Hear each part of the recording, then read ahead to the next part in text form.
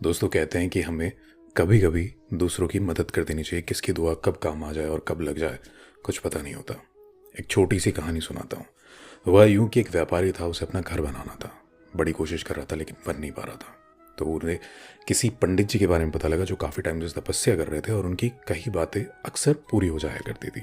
तो वो भी गया और बोलता कि पंडित जी, मेरा घर नहीं बन पा रहा, मुझे कुछ टोटका बताओ या कुछ ऐसी मदद करो या फिर कुछ ऐसा कहो जिससे मेरा घर बन जाए। उन्होंने कहा कि चलो कोई बात नहीं। पहले तो थोड़ा सा मुस्कुराया, फिर बोलते हैं कि एक काम कर, एक घड़ा ले और उस घड़े को पेड़ के पास जाके तिरछा लटका दे और फिर देखते हैं क्या होता है।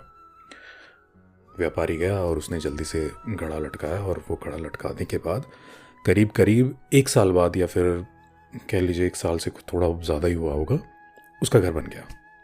अब वो आया वापस और बोलता है कि पंडित जी, आपने कमाल कर दिया और आपके आशीर्वाद का कमाल देखिए, आपने जैसा कहा मैंने वो घड़ा लटकाया और मेरा घर बन गया।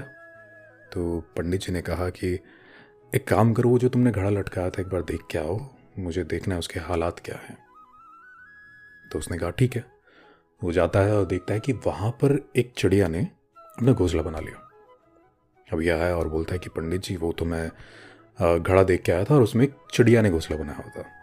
तो पंडित जी बोले कि बेटा, दरअसल ये मेरे शब्द नहीं थे या कोई टोटका नहीं था। जो तूने घड़ा लटकाया था उसमें उस चिड़िया ने अपना घर बना लिया और कुछ नहीं हुआ। उस चिड़िया की बस तुझे दुआ लगी है। तो इसलिए कहते हैं कि हमें कभी कभी कुछ चीज़ें ऐसी कर देनी चाहिए जिससे किसी दूसरे का भला हो जाए। क्योंकि हम लोगों की ना लाइफ ऐसी हो गई है कि हम लोग ऐसा सोचते हैं कि उसने मेरे लिए कुछ नहीं किया तो मैं उसके लिए क्यों कुछ करूं। हम लोगों को ना चीज़ें कर देनी चाहिए। ये नहीं सोचना चाहिए कि वो मेरे लिए कुछ करे तो ही मैं उसके लिए कुछ करूं। और अनजान लोगों के लिए भी हमें ना कुछ करते रहना चाहिए, फिर वो इंसान हो या जानवर। छोटी सी कहानी थी, मुझे लगा आप लोगों के साथ शेयर करनी चाहिए। उम्मीद करता हूँ आपको पसंद आई होगी। Thank you.